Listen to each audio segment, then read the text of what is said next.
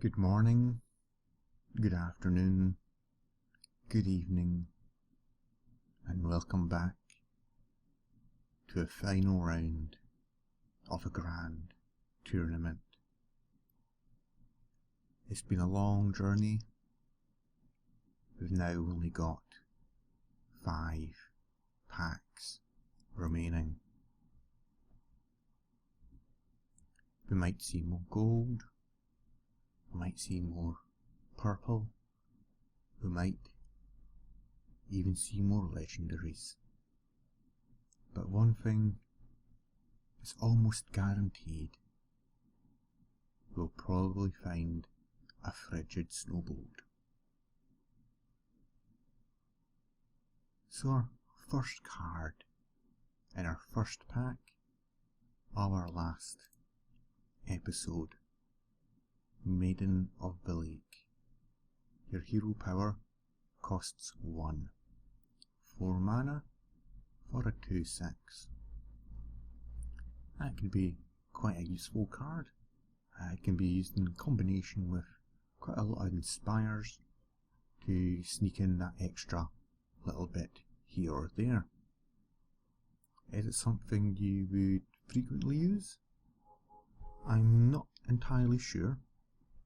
So it'll be one of these ones that it might find a home. The good news about it though is that it does have 6 health. And we found our first rare card here. Oh, and we found our second rare card. We didn't quite get a third rare card, but no matter. This is our lucky corner down here. Lucky because it has a Shadowpan Rider. Again, potentially good card. Otherwise, an undercost card that requires another card. Again, there's maybe other cards you could use at that 5 mana mark, such as, I think, is Lotep a 5 mana? Sludge Belchers and Anti-Cubebots certainly are, so you have to scale up with that. Is it worth losing out on them? Oh wow, so that's an epic card. So our first pack, and we have 2 rares and an epic. I'll go for this bottom corner first. A Shady Dealer. We've seen this chap quite early on. Battle cry: if you have a pirate, gain +1/+1. So we've only seen one pirate in this series, this the Grand Tournament, so you need to have pirates in this, and there's just not enough pirates that can work too well really with rogues. There's a couple here or there. I mean, you might have seen the series where we did a oil rogue, in this case we did have one there, but it wasn't used too much. So we'll go up to where we found our last legendary. Now this is a rare card though, but what could it be? It's a Thunderbluff Valiant. We've seen this chap quite a few times already, and definitely I'm going to be making a Shaman Totem deck. So that looks to be a really solid card. Again, seen it before, got a few of them now. But it's one of the better cards, if not one of the best cards, I'd say. Top 5 cards, probably, in this series. So, we now come to our epic card. Now what could it be? We've had a few epics here or there. I don't have a clue though what this one is. Now let's think. I think it's going to be another Dreadsteed Warlocks, and it's not going to be golden. It is a warrior card, a Sea Reaver. When you draw this, deal 1 damage to your minions. 6 for 6/7, so it's basically a Boulder Fist Ogre, which does 1 damage to your minions. good if you have armor smith and whatnot already prepared for it. You know, even patron warrior. Otherwise, because potentially you could be drawing it on your turn 1 or turn 2, it's going to be completely wasted. You know, if you have 1 or 2 in your deck, all of a sudden you draw 2 in a row, you're in for trouble. Can't see that card being used, being honest. It is a nice card though, definitely it's unique. If it was 1 damage to all minions, I suppose it would be the same as the Infernal almost. Is here a 6/6 for 6 and do 1 damage to all minions, Warlock card. So, pack number 2. And this is a rare card up here, but it's an uncommon one down here. We get our familiar lance carrier, a young squire here ready to help his orcish knight, I guess. Yeah. 2 mana for a 1/2, but you get a +2 attack buff to a minion, so it might be useful, it might not be. I'll probably try in a deck which is all about buffing your minions though. So we move on and we get another uncommon here. Now we have seen the Spell Slinger a few times as well. Add a random spell to each player's hand. You know, his stats match with his cost, but you know, you're giving your opponent a card which might be better than the one that you get, so it's risky. At the top, oh, let's have a look. This is an Evil Heckler. So 4 mana for a 5/4 with Taunt. It's now, I think you get a Booty Bay Bodyguard. He's a 5/4 for 5 in the basic deck. If so, that's naturally an upgrade over that, but 4 health for a Taunt, which is costing you 4 mana.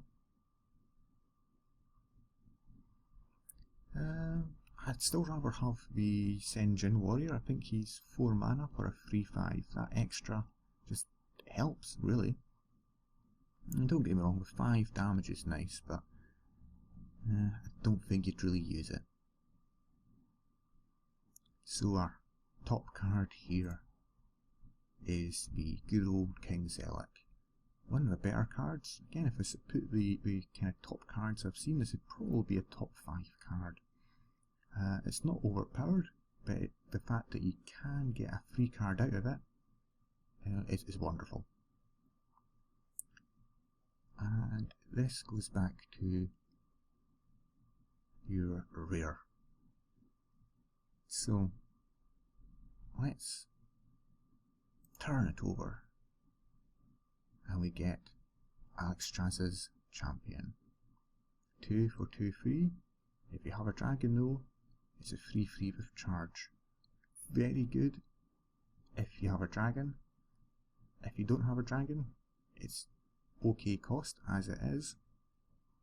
I think one of the best things about it now I look at it rather, is that it does have charge. So if you do draw a dragon, you can immediately make use of that. So you can immediately play it and charge. I'd say it's a good card. It's definitely a good card. I'd need to sit and work out what kind of dragon-based warrior cards I can make now. So we've got 3 packs left. Are we going to sneak another legendary in anywhere, does anybody think? Maybe? No? Well, it's not this card, because this is Seal of the Champions. Give a minion +3 attack and Divine Shield for free. Potentially it could be useful. You've always got to be wary about putting it on a minion and it being silenced. So the thing with buffing any minions with just 1 card is that it is just 1 card. In fact, you could have it silenced and you lose it. So it could be useful. Again, I do like it, but I'm not sure if it actually would be used. With the 3 mana mark for Paladins does have a few decent cards in it if I remember rightly already, so yeah, wait and see, wait and see. Now this is a uncommon. I forgot what it was called. No, it's a rare, sorry. This is an uncommon. Now this is Mookless Champion. We've seen him before. He's good if you can hold on to him, and if you have a few minions on the board. I'd say you probably need to have 3 minions, and that's you're talking about turn 7 to use this guy. Otherwise he's potentially sitting there and he's just going to get wasted at 5 or 4-3. He's going to get killed fairly quickly. Now this is another uncommon. See our crossed lances there in our card pack. It's a lance carrier. It's a card we're familiar with, we've seen quite a lot. Don't need to go into too much details of it. It's probably only these 2 out of 5 cards. It's not the worst card in the world. It does have this spot, but there's probably other cards, 2 mana, which are just as good. So we get a nice solid Murloc Knight now for our next card, or 4th card here. Again, the Inspire really helps it. Yes, it's weaker than, say, Mookless Champion, and you don't even know what type of Murloc you're getting, but most Murlocs tend to be, 2-1s, 1-2s, 3-3s, and if you can get a couple out and you draw, make 1 Inspire, kind of 1 Heroic Power, all of a sudden you could find yourself with a lot of Murlocs on the board. So we come back down to our rare card. Now we can turn it over, or we can wait. I'm not sure how many packs we've got left. I think this is our 3rd pack, wasn't it? It was. So let's turn over, and we get Healing Wave. And it's a solid heal. Again, potentially getting a lot of healing from it. I mean, if you get with 14, it's amazing. Get with 7, it's okay. I've looked, and a lot of people seem to like it. I think I just don't get it. I'm never a fan of randomness, but I suppose you're always guaranteed your 7 health. I'd probably say it's a 3 out of 5 card.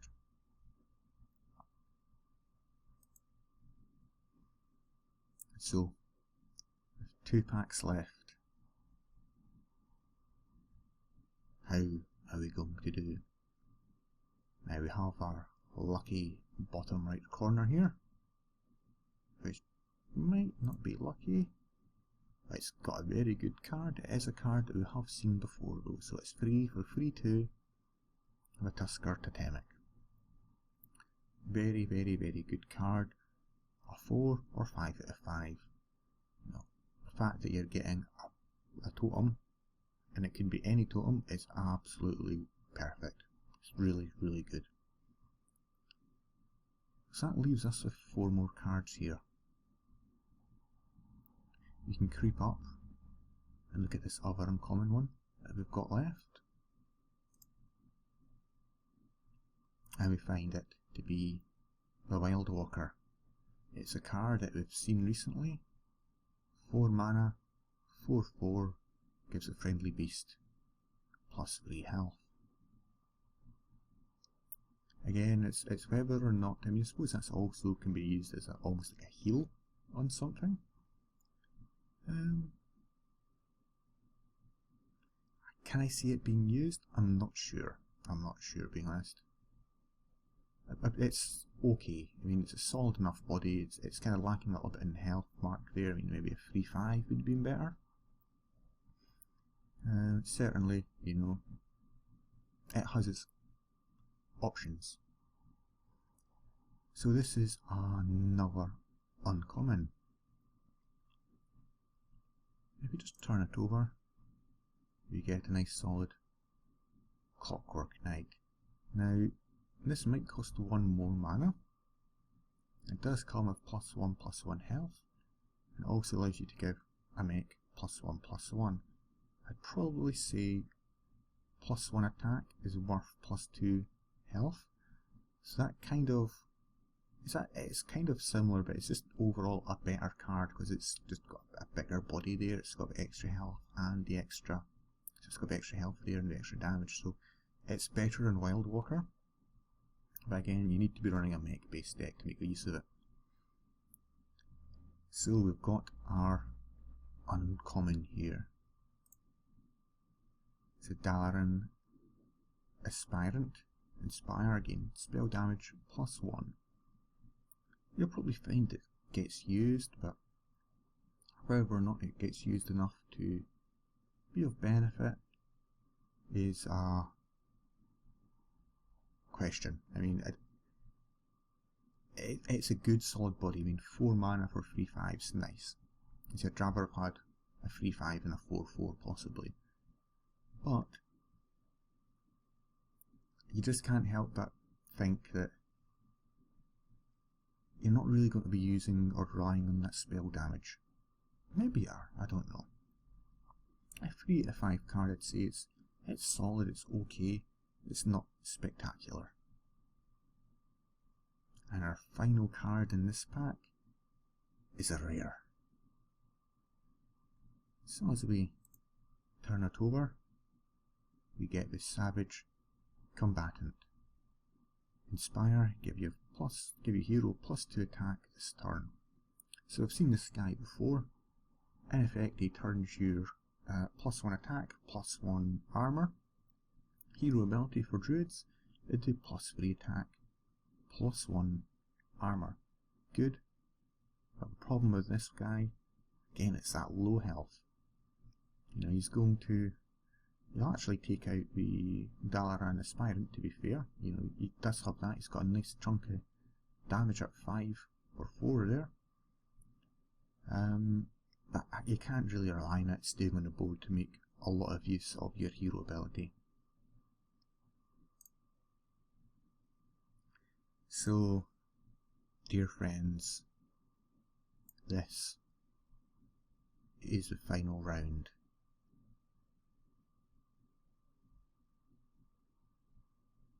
Our final round, our first card, we get a golden refreshment vendor. What a nice way to start it. You can see the steam rising off his pies? It looks like pies actually. And he seems to be making a lot of mess with his eating habits. Yeah, it's an okayish card, it's solid enough for 3/5 or 4. Again, we've talked about that before.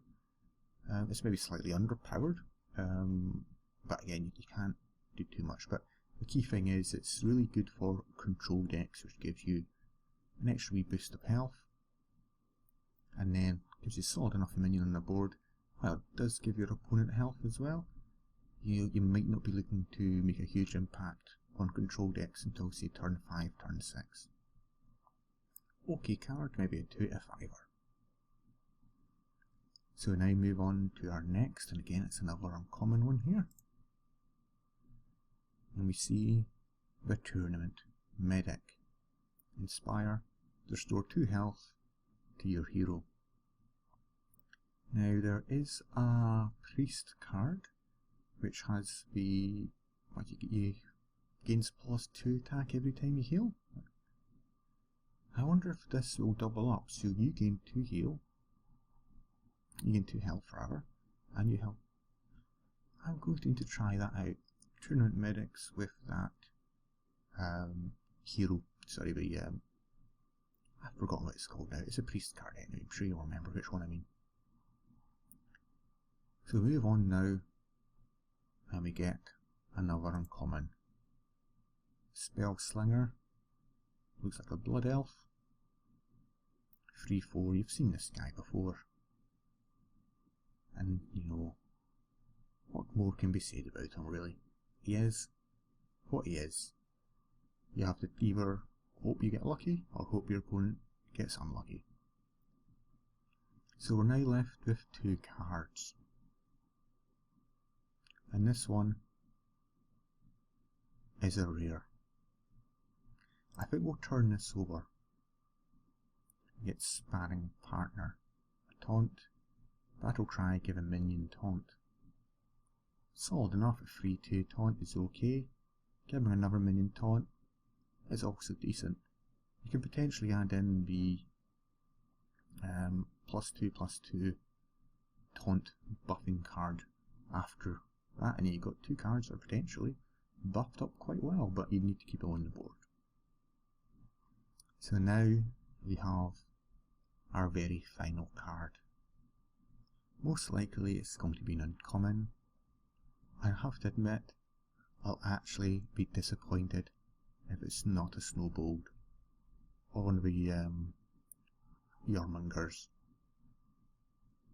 I mean, don't get me wrong, I'd love it to be a legendary. What do you think it will be? Let me know what you think the card will be. Post in the comments. I'll wait. No, seriously, let's turn over. It's an uncommon one, and it's a lowly Squire. 1 mana, a 1/2, gains 1 attack every time you use your hero ability. And that could start to build up. It's a long-term plan, but really, it's unlikely you'd be using them. Well, friends, we come to an end. Now you might see I do have some more card packs up here. Those are just the classic ones I've gained from Tavern Brawls. So that's not the end of our pack openings, and in fact, I still have quite a bit of gold saved up that I can use, so we'll be returning. But for now, the Grand Tournament is over, and it's time to head home and sleep. Thanks everybody for watching, take care, and have a good day now.